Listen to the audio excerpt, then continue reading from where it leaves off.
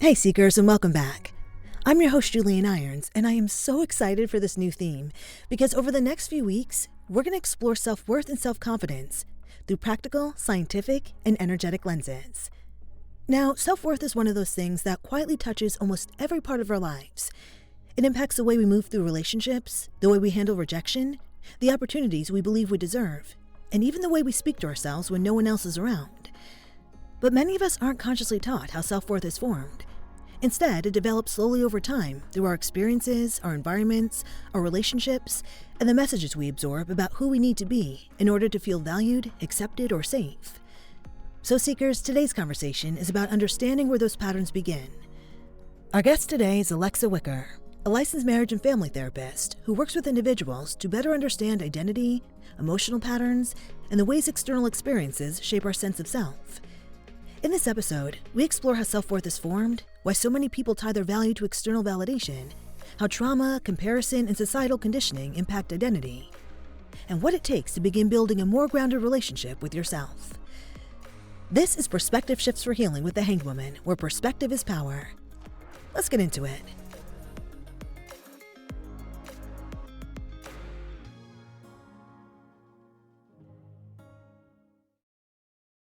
Hey Seekers. This episode includes discussions of sexual assault, trauma, and their impact on identity and self-worth.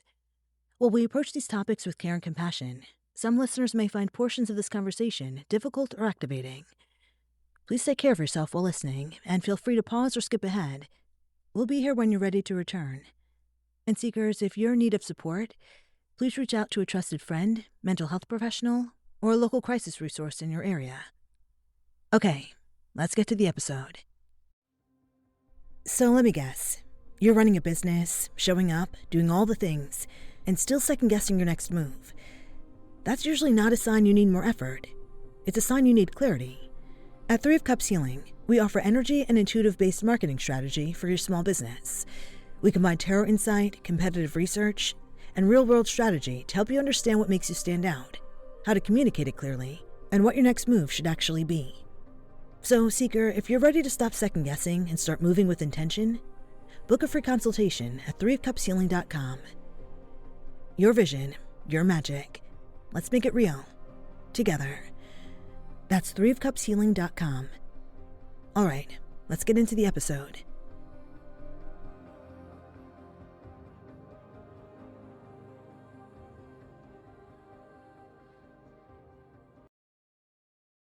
Alexsa Wicker, I am so excited to have you on the show today. This has been a conversation that I've actually really been looking forward to as something I've struggled with my entire life, self-worth and self-confidence. I feel like this theme is probably one of the most important themes that I've done. So I'm so excited that you're here. Welcome to the show. Thank you. Thank you. I'm really excited to be here and talk about this. I love talking about self-worth and helping people really deepen their understanding of self-worth and where to find it and what it feels like. So I'm excited to be here. Yes. So Alexsa, for listeners meeting you for the first time, can you just share a little bit about your work and what led you to focus on identity and self-worth? Absolutely. So I started working in substance abuse, dual diagnosis, mental health treatment about 2011. I was a group facilitator. I worked out in the jail. And one of the program that I was running was based in cognitive behavioral therapy. So I love cognitive behavioral therapy. I always say it aligns a lot with my thinking because it leans a little bit more logically. Cognitive behavioral therapy says our thoughts affect our feelings, which affect our behavior. So the best way to change our behavior is to change our thinking, right? So it's very boom, boom, boom, step by step, kind of makes it very clean for something that doesn't feel so straight lined. So I realized, again, when we're talking about this idea of self-worth and how we think about ourselves, it goes hand in hand because therapy and mental health, a lot of times it's put into that category of soft science, but we don't necessarily emphasize the science part. And a lot of science does have documentation, data, we're looking for facts and things, repetition, so we can figure out how to change something.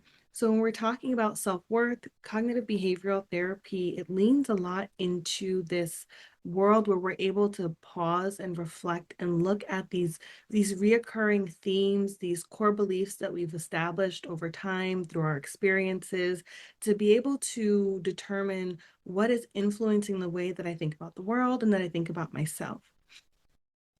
I believe, it's kind of this, if you can remember a lot of times in cartoons, they used to have these little devil and angels sitting on your shoulder, whispering things into your ear.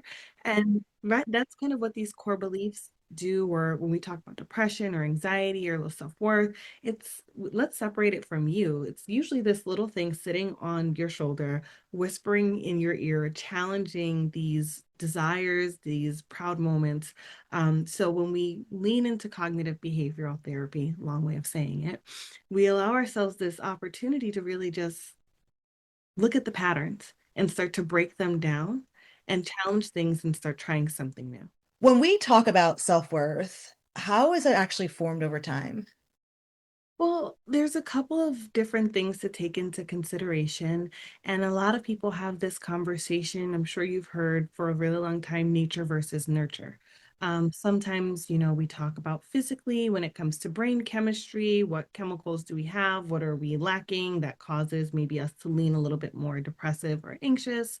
But the nurture part is, really where I again lean into cognitive behavioral therapy because we're looking at foundational experiences, as I like to label them. So, what happened growing up? What did you see? What did you hear? What was going on in the home or not going on in the home? And pivotal experiences, right? So, sometimes you come from a great environment and then you have something happen where you realize, oh, that moment changed how I perceived school, friendships, love. So a lot of these things can occur in our lives, and some people, they're lucky enough where it's just one or two in between a couple of episodes, or one or two things will happen in their life where they're able to say like, ah, that was the moment for me where this shifted. But that self-esteem, that self-worth happens usually because of how we have learned to talk to ourselves from the examples that we saw from the adults in our lives, either how they talk to themselves or how they talk to us, or from experiences that we've had with others where maybe you're in school and something embarrassing happened, or you had an experience where you were really excited about something, maybe you didn't share it yet, and someone else started downplaying it, making fun of it, and then you realize, oh, maybe my taste isn't so good, right? So that self-esteem, that self-worth shifts in those moments because we start to question, even if we did have a solid understanding of who we were and where we wanted to be, we start to question it in those moments. So I just had a memory come to my head right now, and it's my mother saying, "All of my daughters are beautiful, but I'm not." And I've never really thought I was beautiful. Like it's sort of taken me a while to sort of like shake that off, but I never thought that I was like attractive. Even now, as I'm trying to find a partner, I'm like, nobody's gonna want me. And like that memory of my mom saying that, that's probably a reason why I feel that way. It starts, again, where it's very unintentional sometimes, where I'm Yeah. sure your mom was doing the best she could to Hmm. really implement a strength in you that she was struggling to find for herself. Yeah. But even in just hearing that, it makes me think of that Malcolm X quote where he's like, "Who taught you to hate your skin? Who taught you to hate Mm, your nose?" Right? It's sometimes we have to ask the question, whose voice is that? Because that's not my voice. There are things that I do like about myself or things that I do like about this world. And then there will be that little voice, sitting there questioning it. And it'll go back to a memory or an event like that where you're able to say, oh, that's not me. That's not how I feel about this. This was something that someone else questioned. And then in therapy, you have to do that work to just kind of decouple and unpair the weight of that with the weight that we want to give the values and things that we find important. so at what point do we start tying our sense of worth to external factors instead of something internal? It happens at home first. I say this with like take it with a grain of salt. I'm first generation American, so I feel like the immigrant experience is Same. very it's very focused on like do well in school, Yeah. don't cause any trouble. So a lot of it is this external focus where we're saying, I know that you're doing well because you have good grades. I know that you're doing well because the teachers are telling me you're doing well. We're looking for the gold star, the A plus, the GPA, the acceptance into a school. And I can speak maybe more so from an American society because that's where I was raised. That's what we focus on as well too. This is someone should be telling you you're doing a good job. That's how you know you're doing a good job. You need your evaluation, you need the pay raise, you need the title. These are the things that you should be seeking. So we're taught to value the opinions of others first. And I say it's I guess frustrating. It's a disadvantage really if the conversation isn't happening in the home because you go to school and you say, okay, let me get the grades, let me get the gold star, let me get the recommendation. And then after a while, you transition out of that, but no one has that conversation of what it looks like where we say, okay, now you've learned all these lessons in life. Here's what it looks like for you to build up an idea of what you think is an important person or a valuable person, right? We don't make that shift necessarily. Now, in some households, great, they do, but it's not very common that it's that pointed of a conversation where we're saying you have to transition and find a lane for your own. And usually we're told, like, hey, do what this person's doing. Especially when you put religion into that, because that was huge for my family. Like, I'm first generation on my mom's side, second on my dad, and religion was huge with like, you have to be this way, you have to be Christian. God's plan is the only plan. If your plan is not in alignment with God's plan, then your plan is wrong. Mm-hmm. Yeah. Yeah. And then we kind of say, like, okay, God's plan is the only plan. And this is going to get me on a whole different soapbox, but right. Sorry. But it's like, so you're telling me what the plan is. Who told you what the plan is? How are Right. you figuring out what the right plan is? And when are we really talking about listening to calling, listening to faith, understanding, each person's different relationship with God and what that looks like? I always talk about when we're talking about faith, what we perceive as people understanding the plan. I know Abraham was questioning God when he was going to go sacrifice Isaac. I mean, for sure. He was doing it. He was on his way, but he Yeah. he was like, okay, I hope I heard that right. Did I hear that right? Wait a second. Wait. Hold on, hold on, hold on, hold on, hold on, hold on, hold on. Wait a second. And if he had shared that openly, I'm sure with lots of people to garner different opinions, they would have said, hey, you heard that wrong. That's not what you're supposed to be doing as a father. So Right. when we're talking about, again, where does the dependence on the external factors come from, we're pushed that way, right? To say, hey, this is what you're supposed to be doing. This is the example or the standard to look towards. Or, again, as I said, sometimes we have an experience where we say, I maybe up until, and I say this age range because it's a really pivotal age range for most kids, but right, that elementary to middle school transition, maybe you were happy to wear your superhero cape to school every day. And then seventh grade comes and somebody makes fun of you for it and you don't want to wear it anymore. So there's that marking moment for you where you realize and recognize, like, oh, okay, this makes me different. Different isn't necessarily accepted. And I don't know if I like that feeling. So I'm going to look to see what everybody else is telling me is okay so that I don't have this difficult feeling anymore because I don't like how that felt. Because it makes you feel othered too.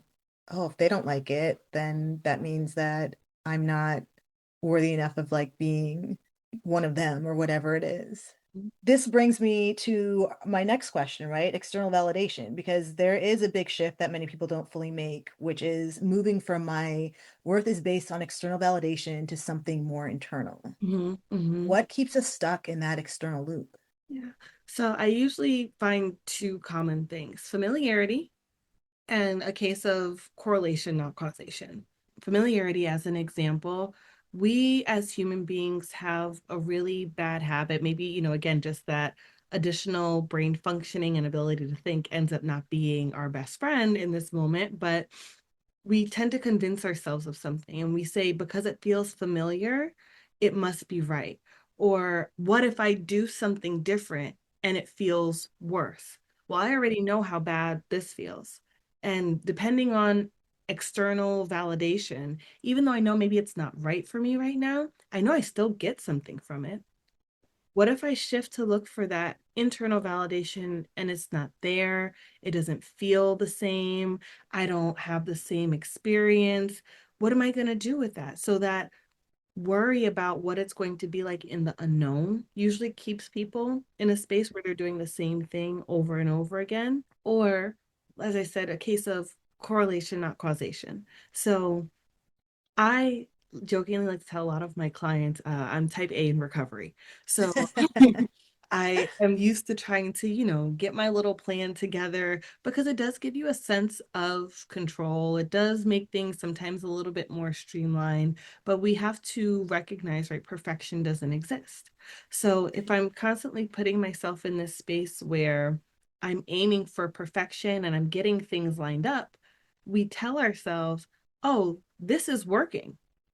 I Mm. get the good feeling from the external validation. I need to keep seeking that external validation without realizing there may be some more internal intrinsic things that are tied to some of those situations that also make us feel good. So the two things are happening parallel, right? I'm feeling good and I got external validation, not necessarily this has caused me to feel the best that I've ever felt. Mm. Ego is a thing. I mean, we all like to be told, nice things about ourselves, but if you've ever felt it, sometimes there are these moments where things really do feel aligned and right and fulfilled. And there's a difference between when you feel really good for doing something for you versus when you do something and feel good because someone said thank you or told you that it was a nice job. What does it actually look like in real life when someone's defining their worth based on external factors? A lot of a validation seeking, a lot of sometimes, very high functioning behavior, a lot of disappointment, right? Because again, perfection doesn't exist. So Mm-hmm. that idea of like, if I set the standard as perfection, I'm going to constantly be disappointed because that's not something that I can reach. So we're going to be looking at, did I get the promotion? Did someone tell me I did a good job? Did they say that they liked my idea?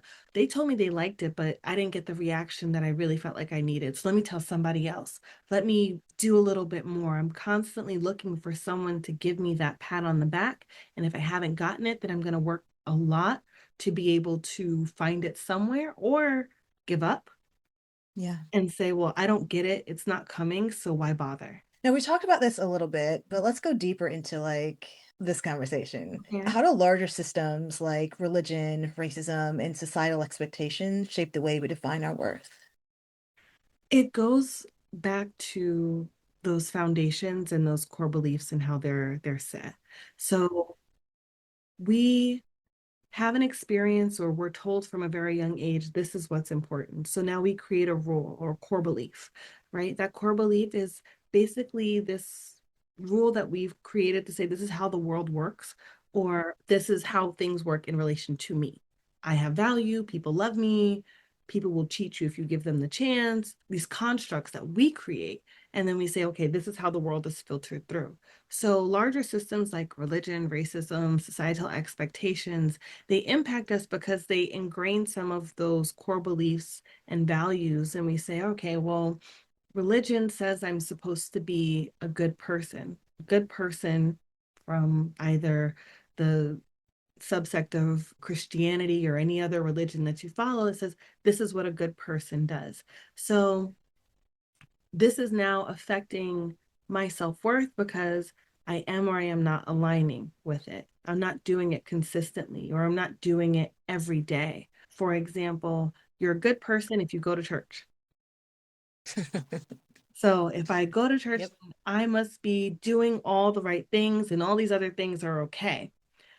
Or I am doing all these nice, loving, giving things in my life and, following to the word what I am supposed to be doing with my fellow person. But because I'm not going to church, that self-talk and that self-worth starts to decrease because I'm saying, man, if I was a good Christian, if I was a good person, I'd be in church every day. I'd be doing Bible study. I'd be fellowshipping and fellowshipping.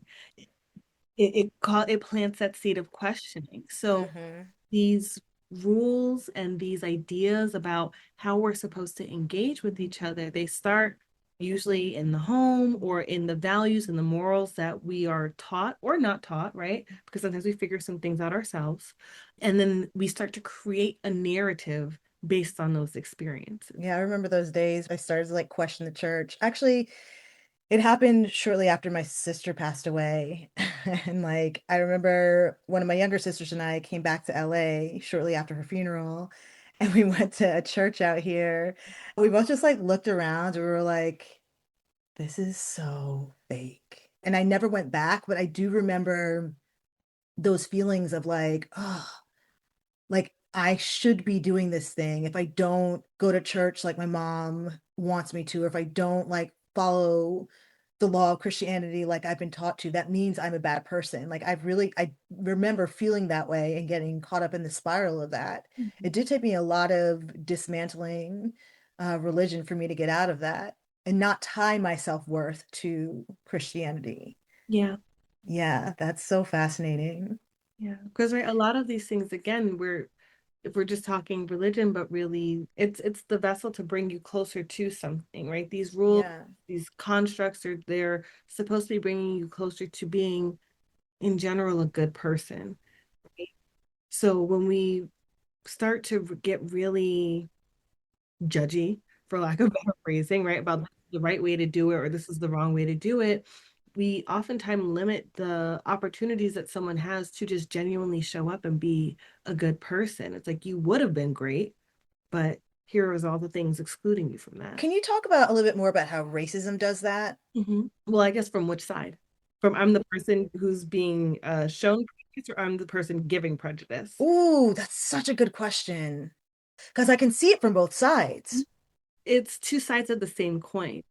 Of where one, it's a lot easier, again, if I've been told that I have no value and I have been told that I'm worthless, then it is a lot easier for me to see myself and paint myself with those words. Similarly, if I'm told my value is in direct correlation to how low someone else is, then I have to keep them low. So the minute those things start to become challenged, at least for the person who is being racist and prejudiced, right? Then we have this whole kind of breakdown of how they see the world, how they engage with people, what their value system is, because if you're moving, then that means I don't have value. If you're moving up, I can't have value because I'm not going anywhere. So you have to stay down here for me to have value and for me to be able to pursue the things. It becomes a very scarcity mindset type of things. There's Mhm. not enough value or worth in the world, so I have to keep you down. It's reminding me right now of everything happening with the Voting Rights Acts and Mhm. all the stuff that's happening in Tennessee. I keep seeing on the threads like it's the grandpappies come back to life. You know what I mean? Like trying to split a whole district so that Black people don't have their vote because they're so afraid of the power of the vote and they're so afraid of losing their own power that they have to keep Mhm. Black people down. I jokingly, I was talking with a client yesterday. It's so funny that this is coming up again because I like movies. I don't know if you've ever seen 300. This sounds like a lot more of a profound quote than it actually is. I believe it's from 300, but it's people in power do not give it up willingly. And Right. when you have a certain level of leverage, and I guess again, that's the drawback of human nature. There's this selfishness, this self-preservation that tends to be a lot stronger in some than others. They fight for that edge. They fight Yeah. for that ability to just push, if we talk about evolutionary psychology, it's this push to be able to make sure that your genetics and your genes keep going forward. So another subject that's actually very personal to me are sexual assault and trauma. So how do personal experiences like sexual assault and trauma impact someone's sense of identity and self-worth? Simply stated, very extremely, right? Because when we're talking about sexual assault and trauma, a lot of times we're talking about loss of autonomy, loss of power and control. There is a shift sometimes in what should be something very personal, which is our experience with sex and sexuality, and that is taken and is shifted in a certain way. When someone is talking about self-worth, again, a lot of this also has to do with what have the discussions around some of these topics looked like before something has occurred. If I'm told good girls don't get in situations like that, then when it does happen, because when we look at the statistics of how common it is for something like that to happen, we start to question, well, am I doing something wrong? I must have done something wrong because this significant event told me that it was my fault and I did something wrong.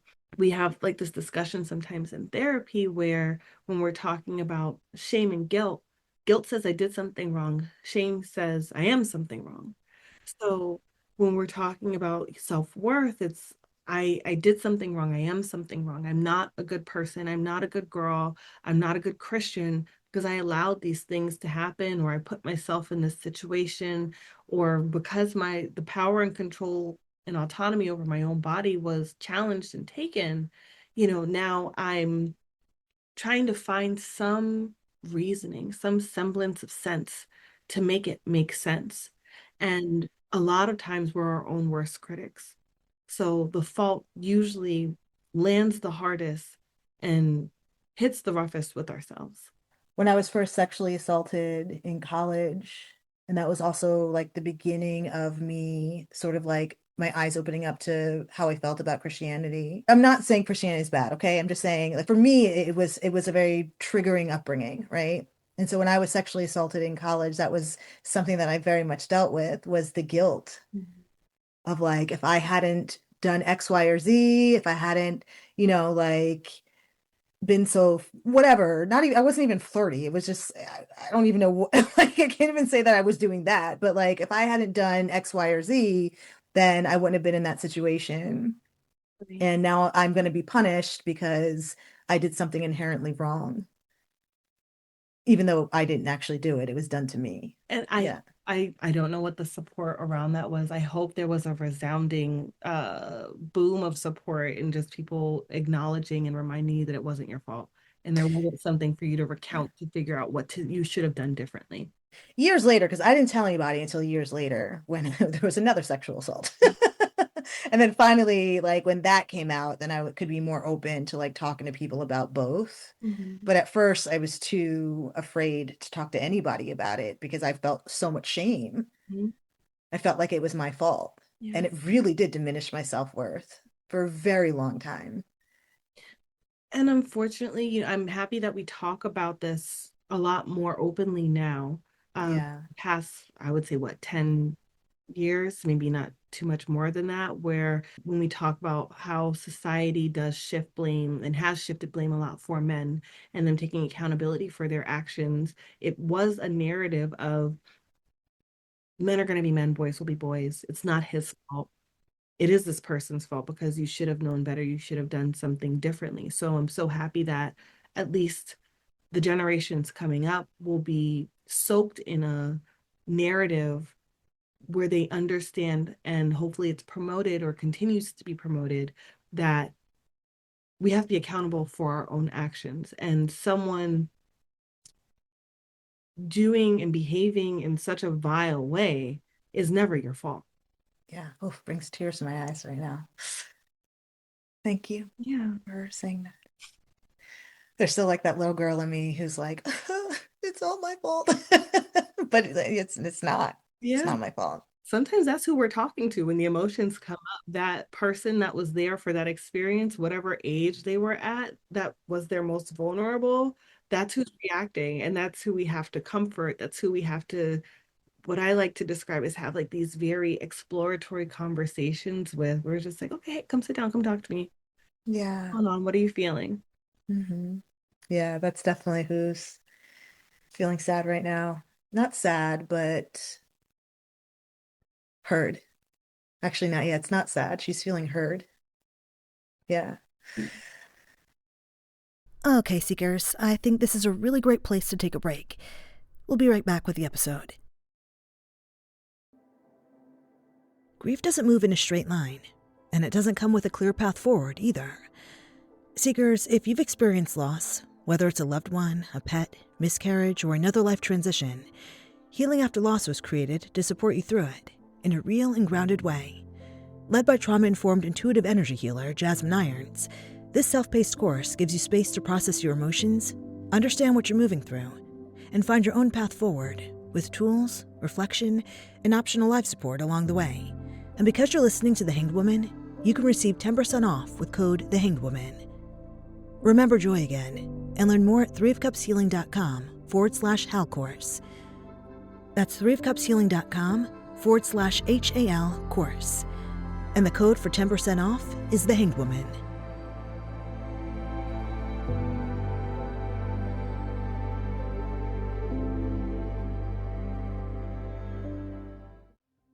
Hey, Seeker. So if your marketing feels unclear or inconsistent, it's usually not because you're doing it wrong. It's because it's not fully aligned yet. At Three of Cups Healing, we use energy and intuitive-based marketing strategy to help you get clear on your messaging, your audience, and how to show up in a way that actually works for you. That means less second-guessing, more direction, and a business that feels like it fits. So, Seeker, if you're ready to stop second-guessing and start moving with intention, book a free consultation at threeofcupshealing.com. Your vision, your magic. Let's make it real. Together. That's threeofcupshealing.com. All right, let's keep the perspective shift going.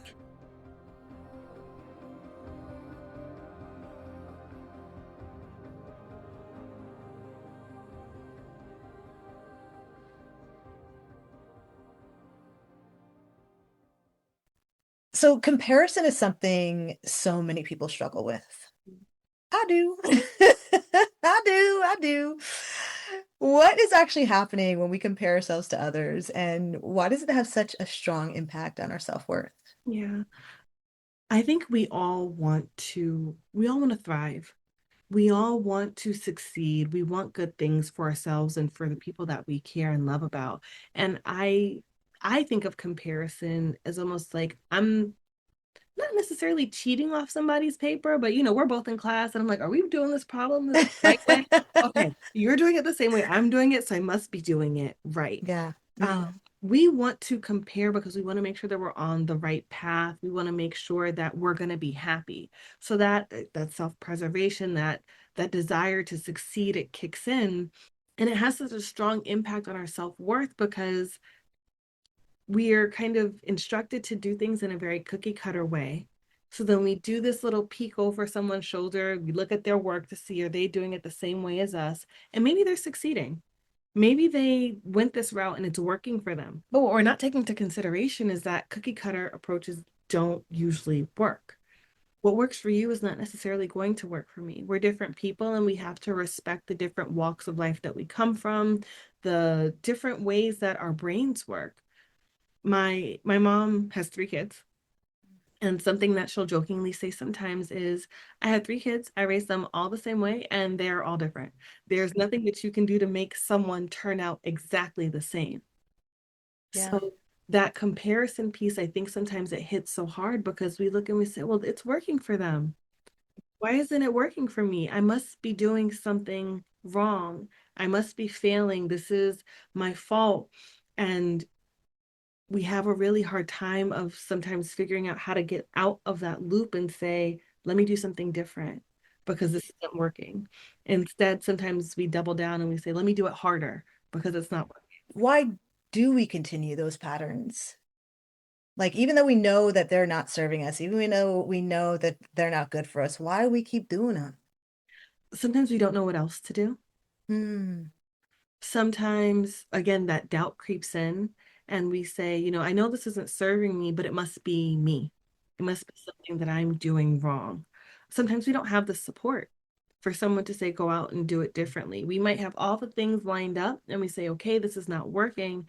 And then someone who we love or value, or maybe even just a stranger who happens to be part of a conversation, but they make the comment that hits that anxiety.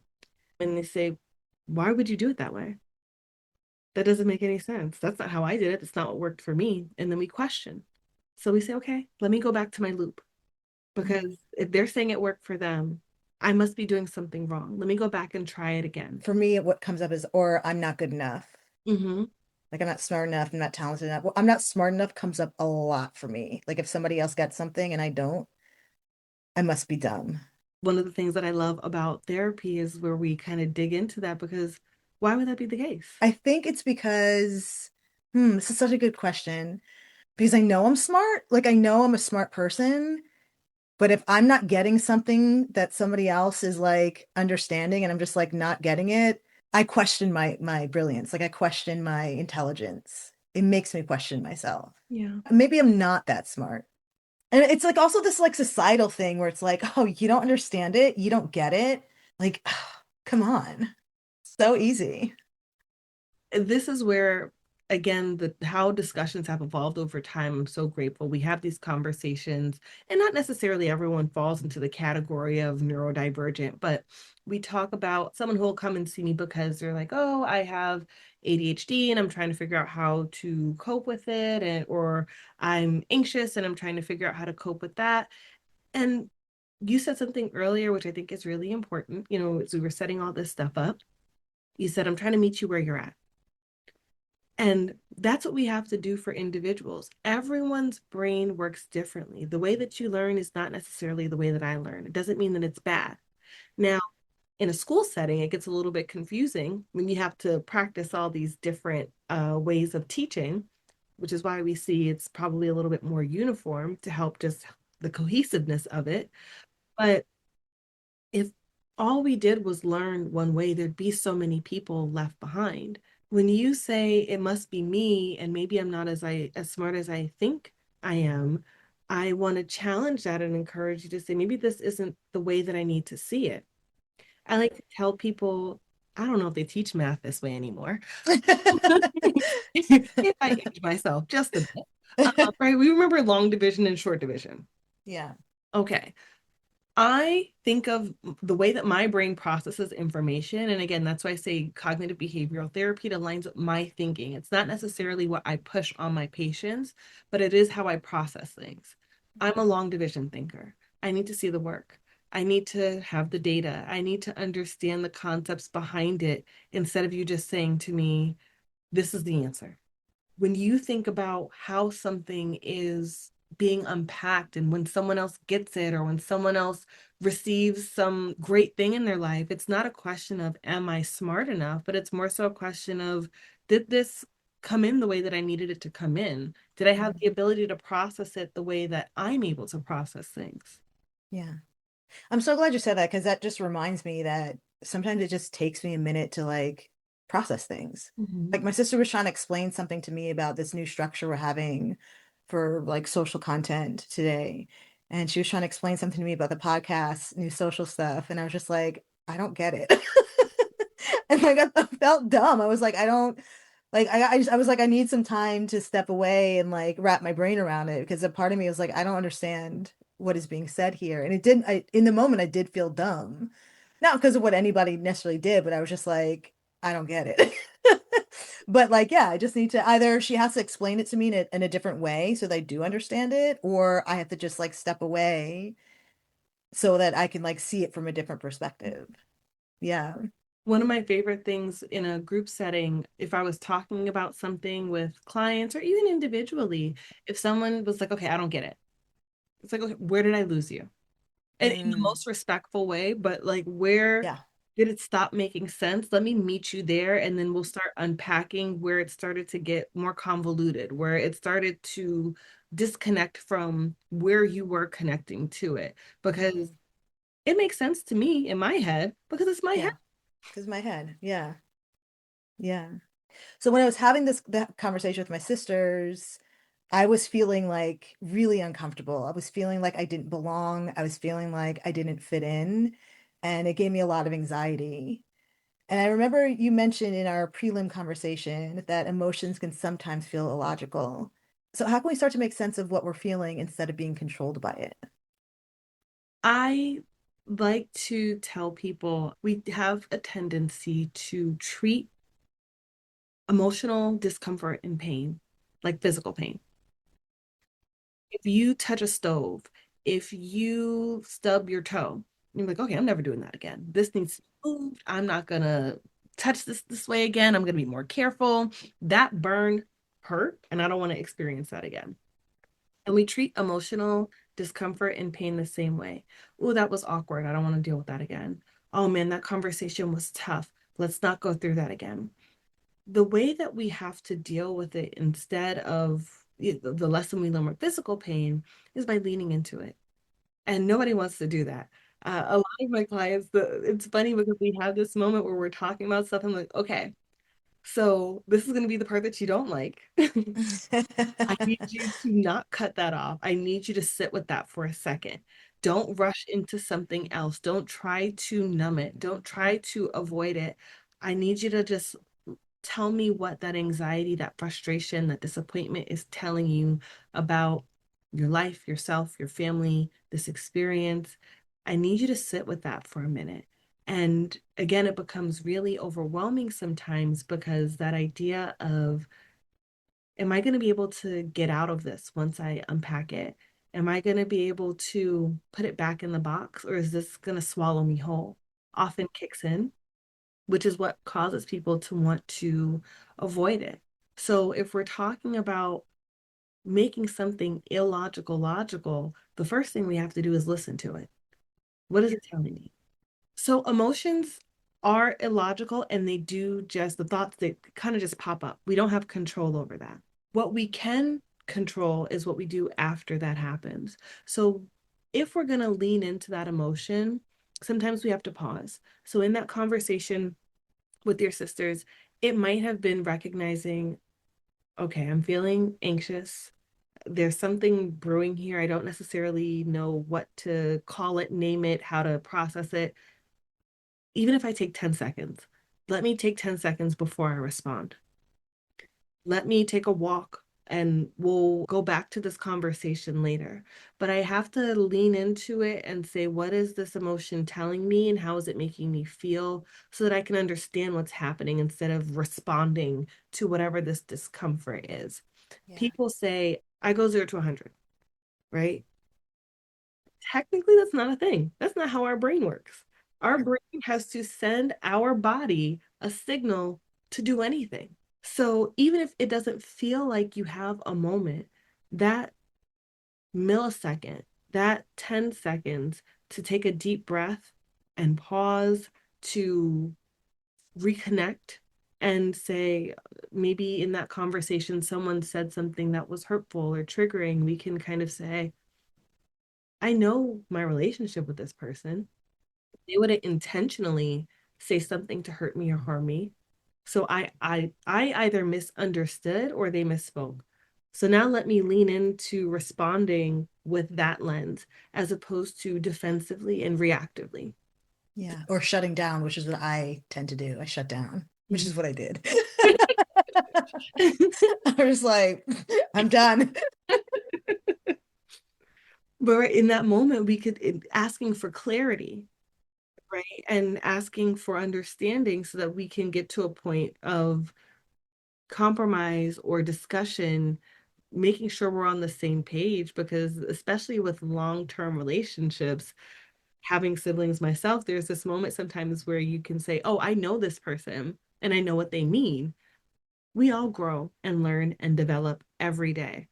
We do ourselves a disservice by assuming what other people mean to say to us. Oh, we do ourselves a disservice by assuming what other people mean to say to us. Oof, genius. Anybody ever tell you you're a genius?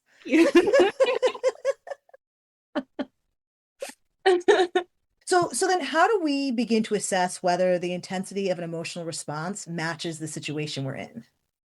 I think there's two ways to go about it, but again, most likely we're going to lean into that, taking a second to reflect and pause. What I find when a question like this is asked is usually someone is saying, how do I control it in the moment? How do I manage it to make sure that it's handled the right way every time? The reality is we're human beings. We're not going to handle it the right way every time, especially in the beginning. In the beginning, there is a lot of fumbling through it when you notice, I want to start being intentional with making sure that my emotion and my reaction matches the situation. So there are going to be moments where something happens and you have to go back and sit down and reflect and journal and write and say, okay, where did it start? How did it get here?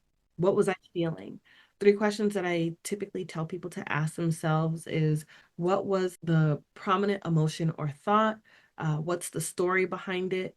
And how objective was that? If I am at home on a Saturday and I see all my friends are posting stories, everybody's out, they're having a good time. The prominent thought or emotion, the emotion might be, I feel abandoned. The thought is, nobody actually likes me. The narrative behind that, the story behind that is, well, if they enjoyed me, they would have asked me to go out with them. They would have wanted me to be part of this. They would have missed me. Why did nobody want to reach out? I'm smiling right now because I feel like that's me. Do you know me? Do you know me? It's so Yeah. many of us, and it's such a human experience. But then that's where the objectivity piece comes in, and we're able to say, okay, hold on. Did I reach out to anybody to make plans this weekend? Was I maybe even gloating and happy and sharing, oh my gosh, I can't wait to stay in. This week has been so busy. I'm going to be a complete and total hermit. I just want to eat ice cream and watch my shows. Yeah. And then everybody else went out and did something. And I'm like, what, where is the crowd of people telling me that they need me to go with them? So that when I'm talking about taking the second to pause and reflect or to journal, sometimes it's after. Sometimes maybe there's that shutdown moment where you notice, oh man, everyone went out, or we're on the group chat and everybody seems like they made plans and we shut down. Because, oh, here goes that narrative. They didn't want me around. They would have invited me if they wanted me to. And I have to, kind of sit down and say, well, typically, what is my relationship like with these individuals? Do they usually want me around? Do we usually have issues like this? Did I, express anything to say something otherwise about what I would want to do this week? And that's usually how we're able to say, like, okay, my reaction in this moment was 10 out of 10. It did it. Maybe I would have liked the invite just to be able to decline it and feel included, but did it have to be in this space of, I have no friends, I feel abandoned, no one cares about me? So talking about self-reflection, okay, let's go a little bit further into self-reflection, right? So for someone who wants to do this, right? Someone who wants to start shifting their self-worth, how can tools like self-reflection or CBT help us examine our patterns? I think we have to redefine the relationship that we have with self-reflection. And, I mentioned journaling, and I usually have a 50-50 response to it where someone is like, yes, I do it, or oh my gosh, I hate journaling. Hmm. I realize the people who are less inclined to journal have this idea. And again, I'm going to age myself here. If you ever used to watch the cartoon Doug, if you ever used to watch Moesha, there are these lengthy, long 4-page letter entries. Sometimes we need those. Sometimes we do have these thoughts that we just need to purge and get out on paper just to alleviate some of the thoughts that are swarming around in our head. I also like to use journaling. And again, I said this earlier, as a little bit more scientifically when we're talking. Sometimes I need to mark the data. Sometimes I need to track what's been coming up. The only way that I can do that, at least for me, is to write it down somewhere. If I try to remember what I did this morning, I wouldn't be able to tell you. If I write it down, I know I can go back and look and see, wow, every time I'm approached about social situations, I notice an anxiety. And this worry or thought of feeling abandoned continues to come up for me because it happened at this person's birthday, it happened around my birthday, it happened around what are we doing for Memorial Day. But now I notice the pattern. So journaling doesn't look the same for everyone. Again, I say do what works for you. For some people, it's hardcover book with a pen, 4-page entry. For other people, it's notes on their phone. It's using your laptop, keeping a running doc on Google Docs. For others, it's voice notes. It's video journaling. It can be any type of artistic expression where we're just saying, like, I'm writing, I'm using art to kind of mark these moments for me. But tools to manage some of the self-worth and the emotions that are tied with it, I think first start with I have to know what I'm looking at. I have to know what's there. So I have to start tracking it. It's so funny you talk about journaling as I stare at like 8 different notebooks. Yeah. Like literally like I have so many different notebooks and like journals and I'm like, this is for this, this is for this is but then I end up just being like, I'm just gonna pick this one up and write for like I gotta get this thought out and they're all just like mixed up. But that works for me. If that works for you, that's what's most important. Because again, if you are about to go to bed at night and the fact that you have three different opportunities to write about a prominent thought is available to you, you're more likely to do something that's convenient and it's right there as opposed to saying, well, my one journal is in my journal spot in the living room. Right. Guess I have to remember this tomorrow. Yeah. No, I've got my 8 journals right here in front of my face. I'm good to go. Oh, I love it. So, Alexa, what are some of the first patterns or thought loops you encourage people to start paying attention to?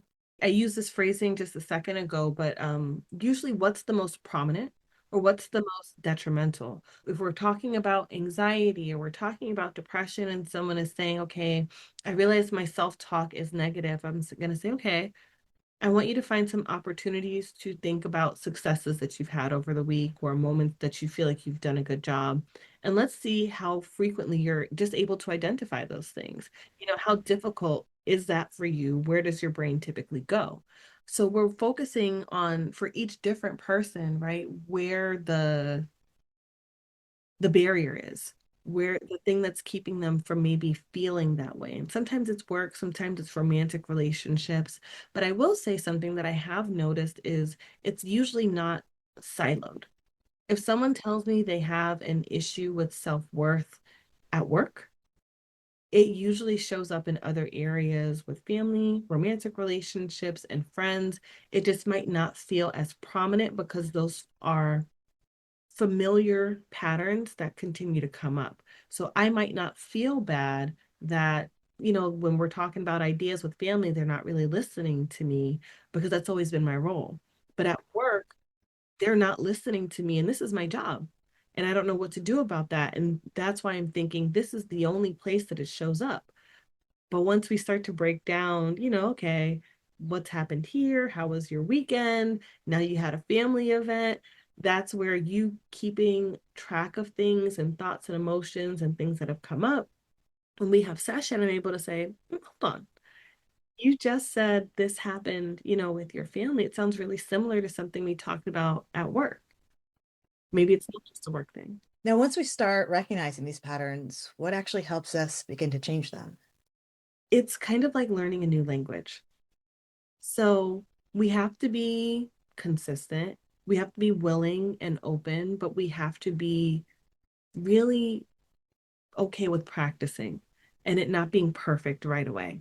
If you decided you wanted to learn German, I wouldn't be able to expect you to have that under your belt and have conversational German tomorrow.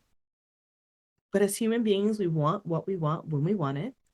And the idea of self-worth and feeling better about ourselves is something that we all deserve.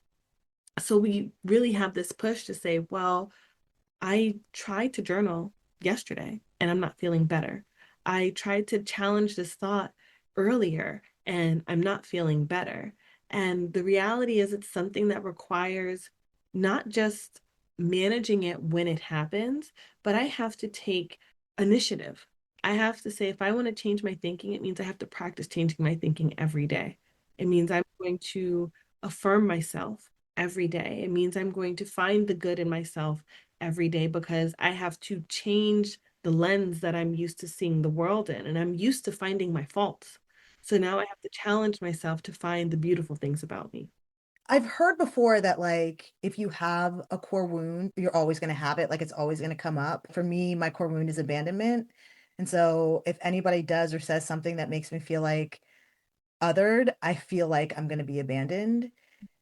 Is that something that I can get out of my system with like neuroplasticity type work? Or is that something that's going to always be a part of who I am? I can just like learn to deal with it differently.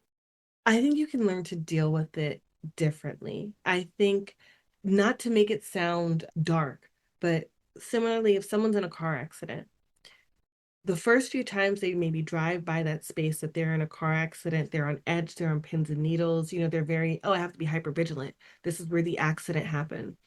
And then maybe fast forward a couple of years later, 50 years later, they're driving and they're able to be like, oh, this is where that accident happened. It's not that we don't have an impact from it anymore, but our relationship with it is something maybe that we learn to manage differently, something that we learn how it impacts us or what we need to do. So again, I might be driving by that space and say, every time I drive by that space, I get into the accident, I'm a little bit more on edge when I get to my destination. So I'm going to take care of myself because I know there's no alternative route tomorrow. I got to drive past there. What am I going to do today to help take care of myself, reduce my anxiety, try and just put myself in the best space possible for when I do have to drive through that space? So when we're talking about, again, something like abandonment, it's like it might be there. And it's not failure on your part to say I wasn't able to unroot it. But therapy, it's interesting because I think the actual experience of therapy is really different than what people expect. And what they expect is for me to tell them what to do, which we don't. Um, and it's almost like, hey, I'm depressed. I've been depressed my whole life. Make my depression go away. The reality is we don't make the depression go away, but we do learn to have a different relationship with the things that depress you. Oh, yeah. Ooh, I felt that. Yeah. It kind of makes me a little sad because I'm like, oh no, my depression's never gonna go away. like, I don't want to go on drugs again, but like there is hope in the sense that like I see myself dealing with my depression differently.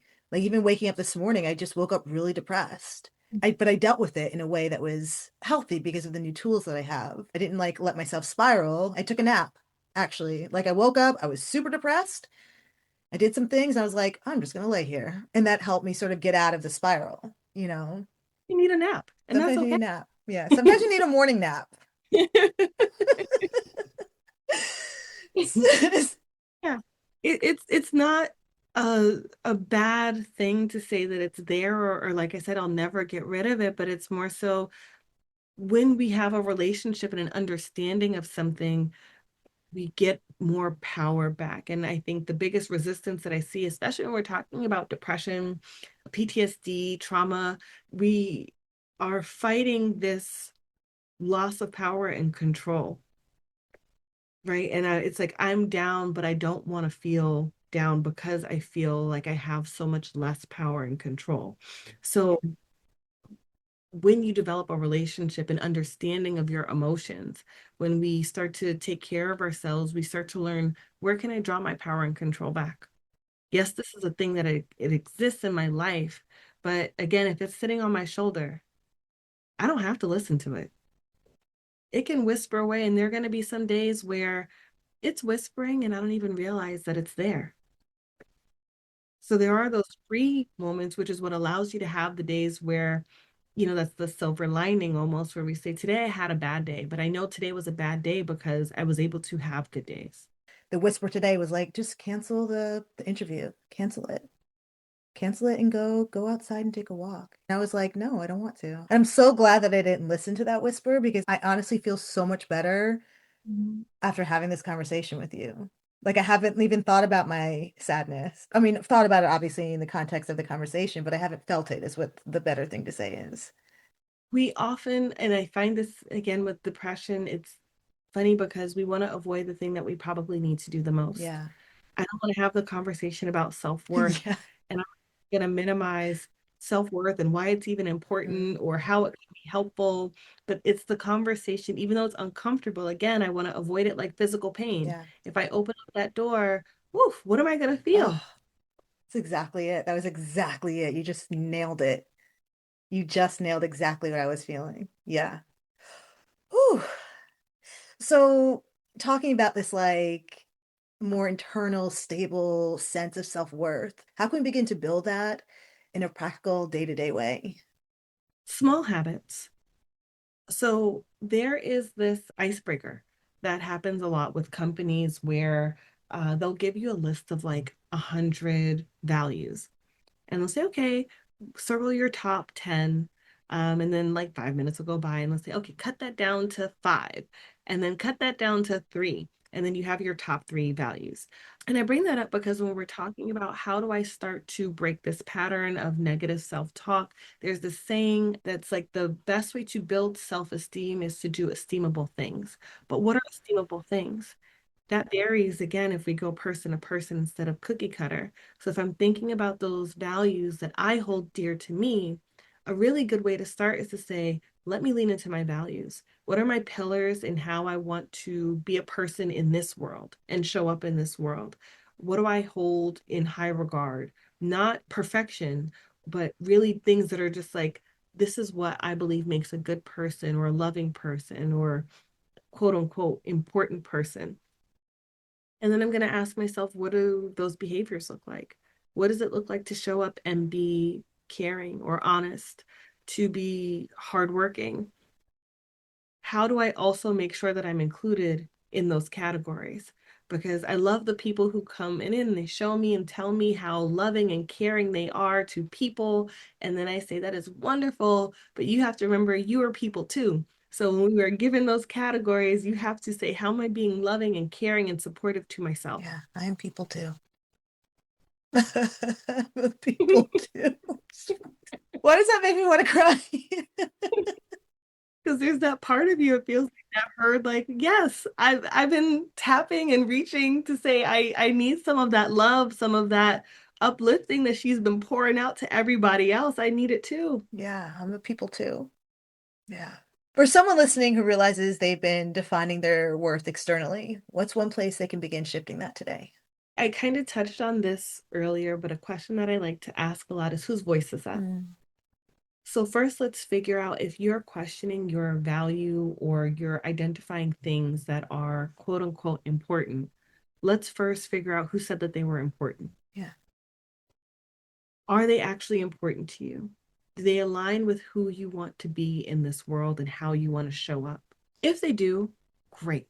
If they don't, we can always start to have this adventure, because I think it can be a little daunting sometimes. But if we spin it a little bit, it is an opportunity to have an adventure and figure out, well, who do I want to be and what have I learned in my life and in my journey, something that's important to me, and how am I going to integrate that?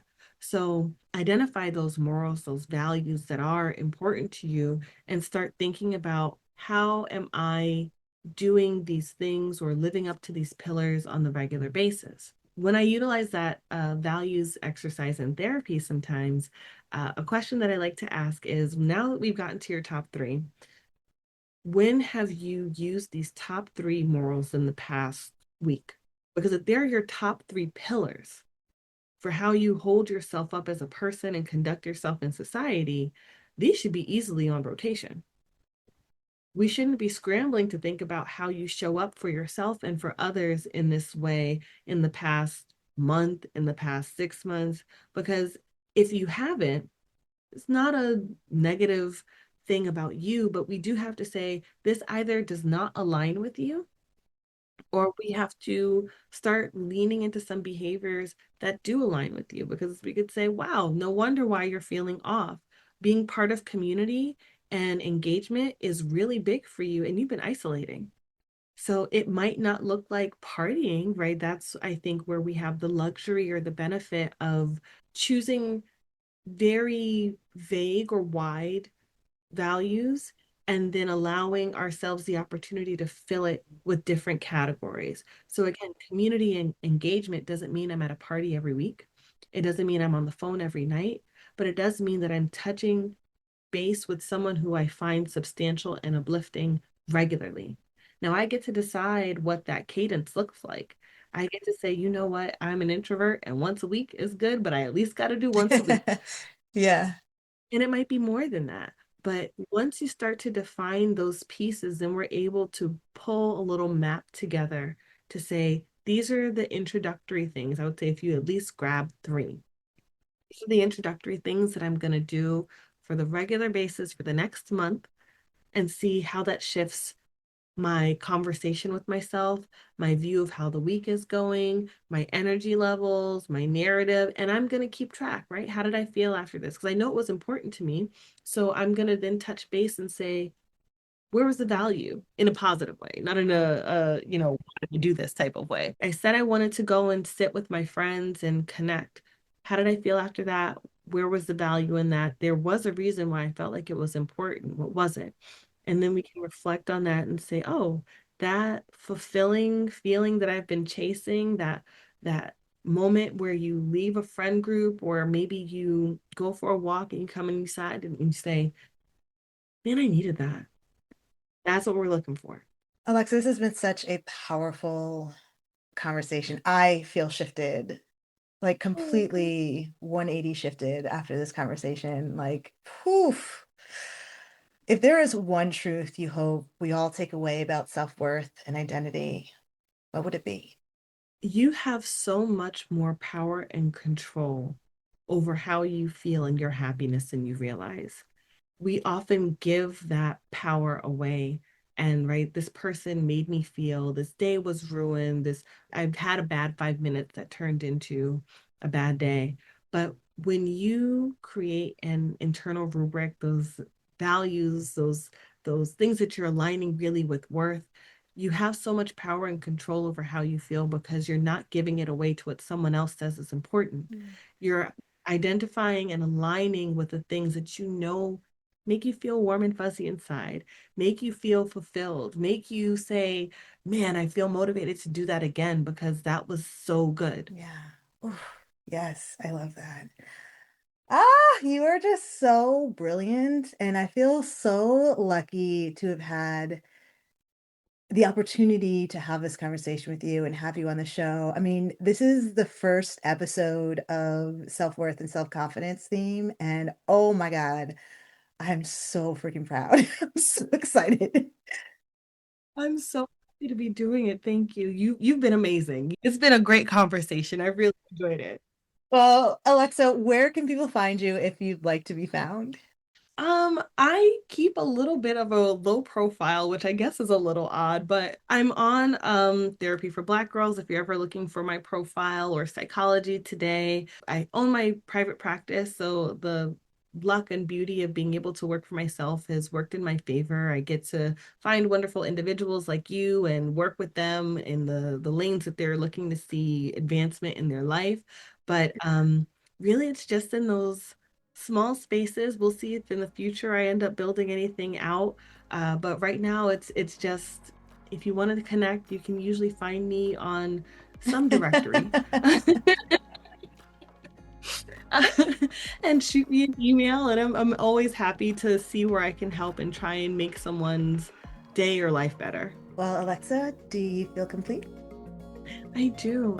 This was a wonderful experience. I've loved having this conversation and just opening up, and hopefully bring some good feelings about self-worth and ideas about how to approach it with you. You for sure did. Thank you so much.